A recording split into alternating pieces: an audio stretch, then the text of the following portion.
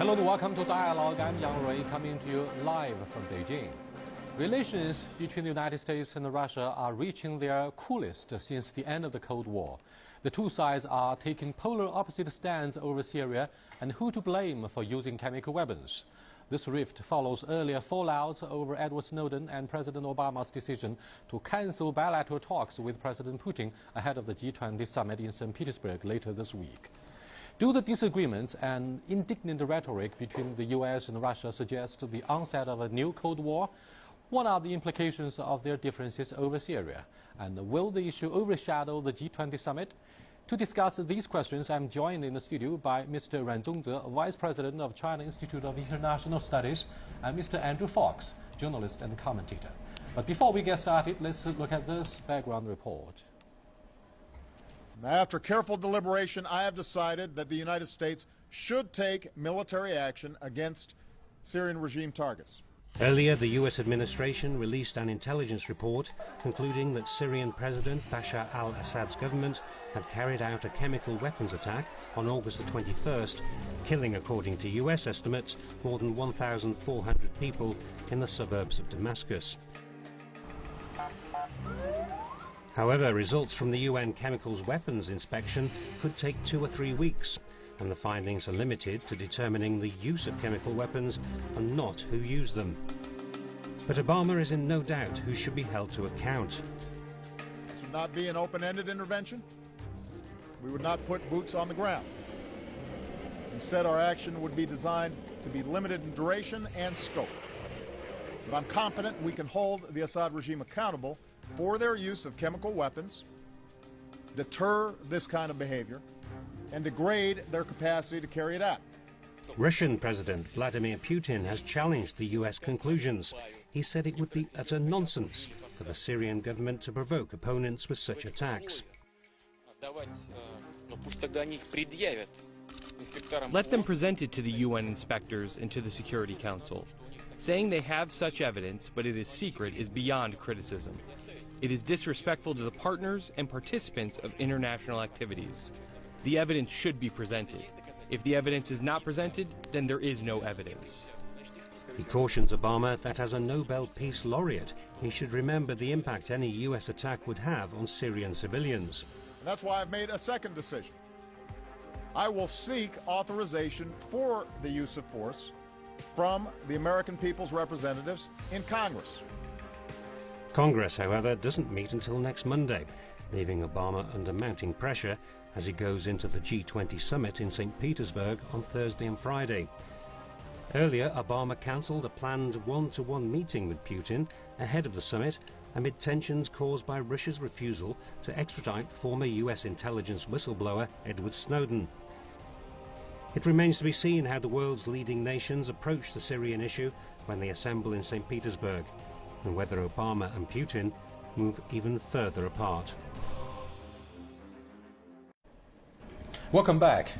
Who will be the first to blink in the current standoff between Mr. Putin and Mr. Obama over the issue of chemical weapons in Syria?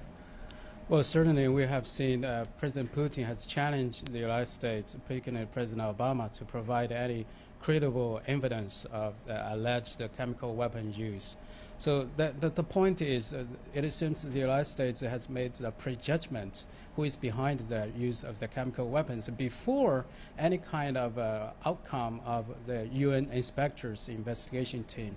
So I think now it seems a test moment for the relationship between Russia and the United States. I'm afraid that there is an ongoing Obama bashing campaign about the preemptive strikes by the US-led military operations. Now, if you were in the shoes of President Obama, don't you think it is indeed a test of the US leadership? For example, you cannot pin your hopes on the outcome, if any, of the independent UN investigations about the use of chemical weapons in Syria.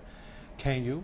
For example, the UN watchdog would only say we just want to figure out whether chemical weapons have been used or not. We are not responsible for who is responsible for the use of the chemical weapons. So what do you think of the dilemma of President Obama? Well, President Obama is saying is relying on his own intelligence sources, which we've since learned to be coming via Israel. France is also saying it has its own independent intelligence sources which point the finger at Assad's government rather than the rebels. So on that basis, and on the basis of what he saw as common sense, they've come to the conclusion that Assad was indeed behind those chemical attacks.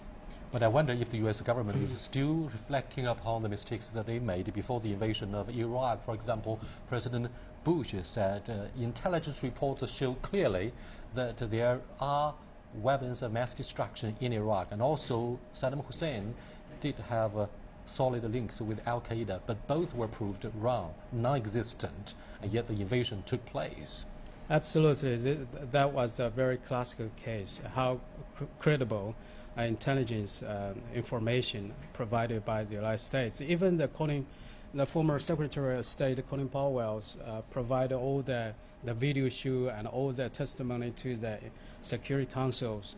And it turned out to be one of his darkest days later on when he recalled that kind of moment. So this is really a question about the credibility. When Kerry, the Secretary of State, spoke before President Obama, he mentioned that this kind of war, the possible war, is a test of Americans' leadership and also its credibility, reputation. But here the people ask you what kind of credibility you really want and what kind of leadership you really want or demonstrate to the rest of the world. Yes, Andrew. Obama, whatever you may think of President Obama, he's not stupid. And he doesn't want another fiasco like Iraq, which was based on entirely falsified intelligence reports. So he doesn't want to be labelled in the same way as Bush was labelled as a liar and a warmonger before he actually invaded Iraq. But don't you think he's also hostage of the glow of a Nobel Peace Prize? He's the laureate of this wonderful prize, isn't he? Well, that was a kind of quote unquote the early harvest, so to speak. Of the, of I think that's when the world was full of laureate. hope that Obama, the great new black hope, could bring peace to many parts of the world because of its sheer force of personality and what it's achieved in America. And let me go back to what happened before the invasion of Iraq in 2003. Much of the intelligence reports actually came from the fifth column that the U.S. supported. For example, Shalabi, former head of the Iraqi National Assembly, and he turned out to be a jerk. I mean, in terms of using fake money and abusing the American dollars that the U.S. government provided him. And the U.S. authorities thought that their assistance went to the opposition forces. And in fact, those guys' integrity was very much questionable. Well, this time, so when Kerry mentioned about the intelligence American has gathered, he also refers to one of the case. He talked to some of the seniors intercepted some of the conversation by the Syria senior officials. So that's cited as one of the evidence. But surely, President Putin challenged Americans that, and also American has already offered limited evidence yesterday or today. But that was kind of not convincing at all at this moment. No, it was limited. It merely seemed to confirm that chemical weapons were used, didn't suggest, according to what Kerry said, who actually used them. Okay, thank you very much. We have to leave you there for the moment. Let me get across to Mr. Pavel Felgenhor, defense analyst in Russia, for his comments on the following issues. Hello. Hi, Pavel. Hello. Russia has been very vocal in opposing any form of military intervention in Syria, and Russia believes military threats are totally unacceptable and any action would be against international law. How do you think Russia would respond if a military attack did take place? Well, Moscow would respond very angrily. The language used by Russian officials has been very harsh. The Russian President Vladimir Putin has told journalists that American accusations of a chemical attack by the Syrian authorities is unspeakable idiocy. The Russian Foreign Ministry is talking about an aggression being planned, and of course even the threat of use of force is being declared officially from Moscow by its foreign ministry as totally unacceptable. That means that right now the postponement announced by President Obama of the attack, pending discussions in Congress, will not really clear the atmosphere very much. Though, of course, Russia does not have any conventional military capabilities to stop an American attack and does not apparently intend to do that. But in diplomatic terms and in PR terms, the response will be very, very strong. Is that because Mr. John Kerry, the U.S. Secretary of State, has called his Russian counterpart, and sort of a tacit agreement must have been reached in the private conversations through the second track that the fundamental interests of Russian military presence in Syria, the last remaining stronghold of your overseas military in the wake of the second Cold War, would not be attacked, so that Russians would not be provoked and would not be infuriated? Well, of course, the United States and its allies will do its best not to put Russian servicemen in the region into harm's way, because that could make the situation, a bad situation, even much worse. And Russia does have a small military presence in Syria. In the port of Tartus, there's a docked Russian maintenance ship with a crew, and there's some several, well, not very much people on board and actually on shore. And there are some Russian advisors, some Russian specialists working with the Syrian military, helping them to use and maintain newly supplied Russian-made weapons. But the base is not being used effectively now at all, because it was a supply base, and of course Syria right now has such a terrible situation with logistics, it can't simply use it for resupplying Russian ships. They have to go to Beirut or Cyprus. And if the regime falls, Russian military presence, the most important part of it, that's the close cooperation between the intelligence community, between this Russian, say, military intelligence and Syrian intelligence services, that is going to collapse. No American assurances will help Russia keep its intelligence base stations in Syria. Of course, maybe we could keep for some time, and that's also not clear, the naval small base. But that's the less important part of it.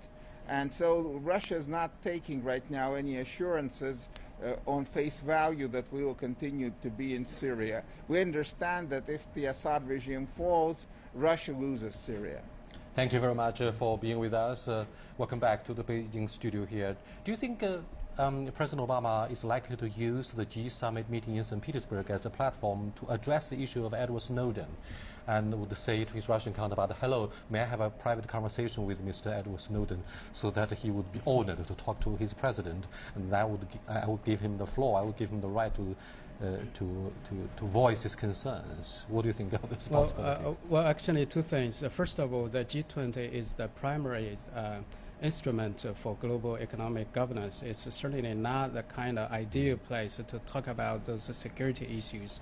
And secondly, the United States has already ruled out a one-on-one talk with a kind of summit with President What about Putin. A talk in the corridor? Yes, exactly. A casual talk in the corridor. And of course, we can anticipate certainly Obama will try to take advantage of this gathering to mobilize some of its allies and even some Arab countries for support. There'll be a lot of activity behind the scenes, as you suggested. That's quite right. There will be a lot of quiet diplomacy in the corridor. Neither the United States nor Russia can really bring this to the table of the G20, which, as you say, is an economic forum.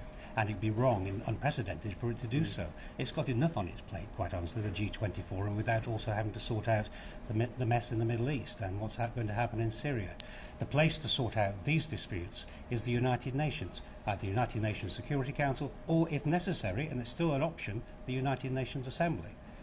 What do you think of the growing tendency that the UN Security Council is bypassed, and the G20 as well as the G8 would be used as the platform to address multilateral issues? No, I don't see. So? I don't see that happening ever before. China is, of course, opposed to such kind of negligence of the UN authority. Only behind the scenes. And also, Well, that's the British style, I'm afraid. Always using quiet diplomacy. and also, be honest, the G8 has been very much marginalized by the G20. And the G20, as we all agree, it's a primarily economic instrument. Yeah, and very important for emerging nations.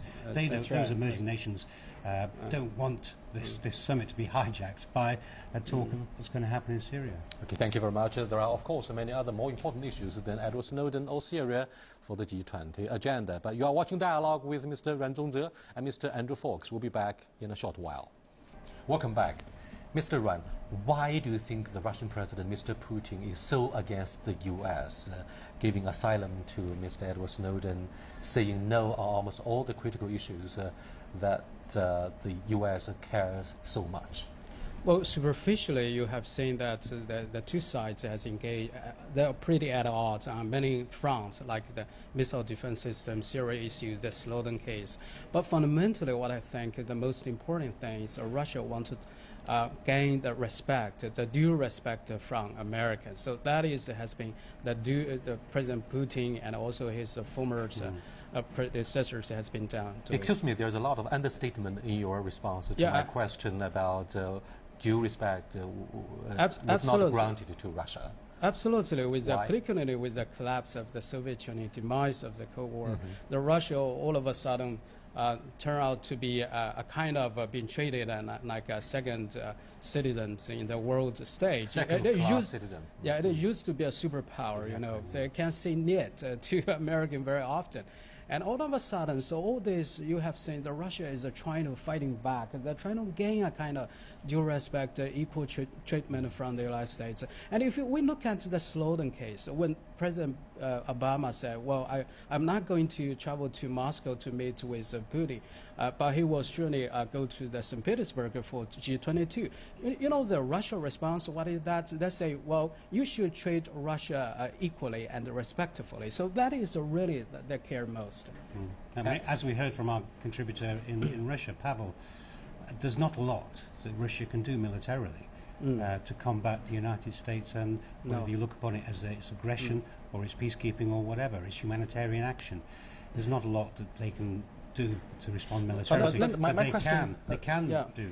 Essentially, why there has not been sufficient trust between North America, Europe, and Moscow with the end of the Cold War? Because if you take a second look at the eastward expansion in the early 1990s, Russia did want very much to be embraced by the NATO, by the West, yet it was given a cold shoulder, a freezing shoulder. That was a really a very short period of time that actually both sides engaged at that time a kind of possible grand bargain with each other. Yeah. But it just missed the chance. And the Russia themselves certainly regard, for example, the NATO enlargement and also the missile defense system. These are just the target Russia try to weaken its position and status quo. I think, though, Russia is still suffering from the after effects of the Cold War. There's still this huge trust deficit towards Russia from Western Europe, from the United States, particularly when you grew up in Britain, as I did,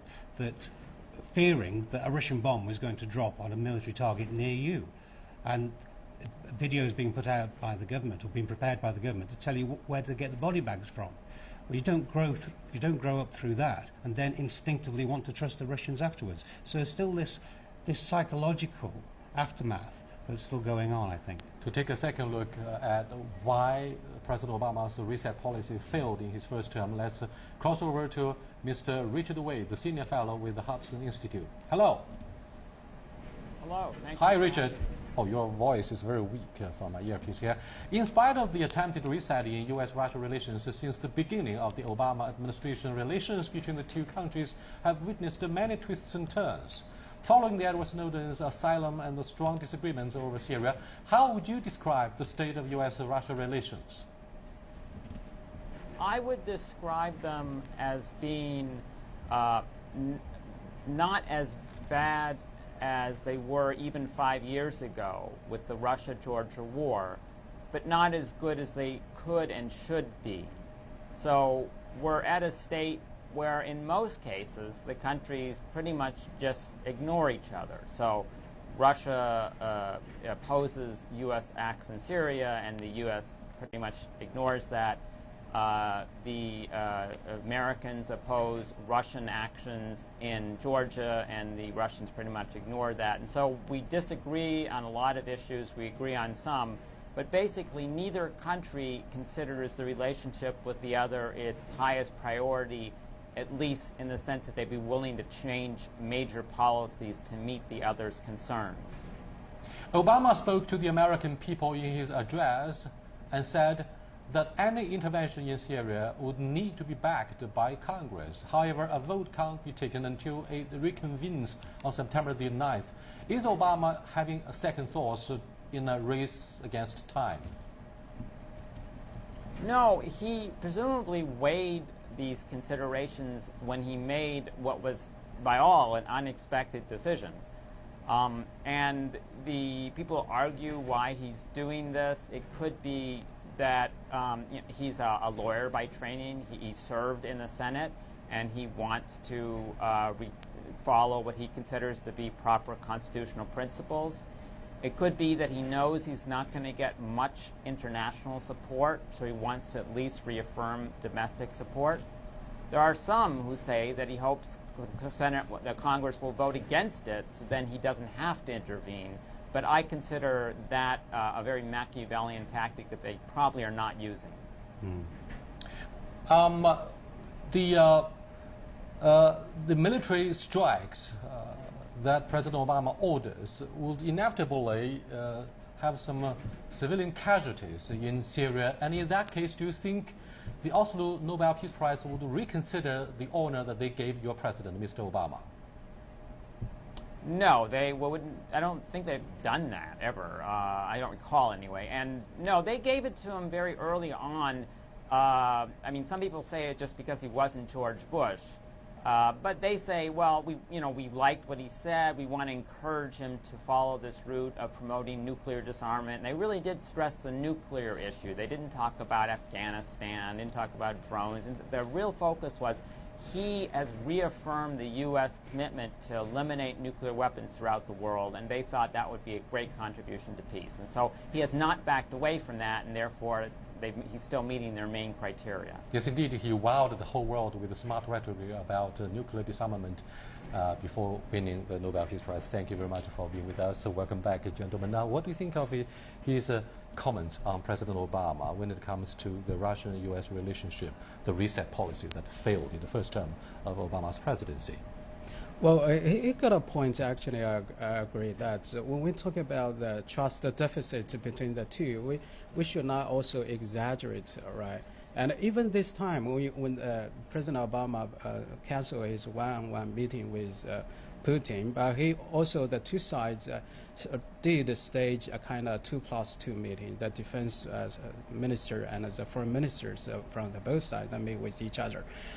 So I should say that it will be very difficult. Of course, at the very beginning, Obama's turn, they want to reset. You know, it is not going to be easy at all, and particularly when President Putin was elected, and in Russia, there is also a kind of concerns in Russia about Americans' kind of intervention of its own internal matters. So that was really a challenge for this relationship. President Putin does want to go down history as one of the greatest politicians in Russian history, and when you look at how emotional he was after winning the second term, he said something to a big crowd outside the Kremlin that thank you very much for supporting me. Don't you think he was aware that this opposition was getting stronger and stronger? And what do you think of the response that he got from Washington in the wake of winning the second term? It was rather lukewarm, wasn't it? It was practically no response whatsoever. There was no immediate phone call from the White House to say congratulations, President Putin. So that set the tone, no doubt, for his second visit to the presidential chair. So the relations there, I think, have always been cool, just getting a bit cooler at the moment. And now the point is, will they get any chillier? I don't think they will, because there's nothing else that Russia can do except rattle a saber that isn't very effective. What do you think of his predecessor, Mr. Medvedev, in getting closer to the West by introducing the ambitious program of modernization? And that was a kind of really play up and by some Western mediums. So that's really they like to give bolus to the Medvedev and to talk down to President Putin. As a matter of fact, everybody understand the policy making mechanism in Kremlin. So Russian President Putin always has lost shots. And also here's the point is that even United States this time boycotts its Moscow meeting. And this is not the first time. Actually, last year, when President Putin was just elected, the United States invited Putin to Chicago or to Washington to hold a G8 meeting. Russia said President didn't show up. Of course, in the last September, when when Russia hosted the APEC meeting, the U.S. President was absent. So this is a kind of routine work. Reciprocal returns. I would make the point, adding to what our friend in America said, that I've no doubt in my mind that if Britain had voted to support a US-led attack on Syria, then, and France would have fallen in line straight away as well, that this strike would be happening today. What do you think the factor of China in the bilateral relationship between Washington and Moscow? The factor of China in a triangle. Of course, it's unlike what happened before Richard Nixon made his historic visit in 1972 to the PRC in the hope of seeking a thaw in the hostile relationship between China and the U.S. at the height of the Cold War. I think certainly the narratives has changed quite a bit. The narratives of the three trilateral relationship, they are seeking no confrontation, no conflict. Absolutely, they are also make their efforts to cooperate, to be cooperative as possible. And China, attach great importance with both Washington and also Moscow. And even at this time, I don't think Moscow and Washington will engage in a kind of all-out confrontational way. No, not at all. That was not the scenarios in the future. So I think these three trilateral relations, they will cooperate on the basis of issue-oriented. They may not have the kind of a Cold War, but they do have the Cold Peace because they are, after all, in the same boat addressing global issues like climate change and proliferation of weapons of mass destruction.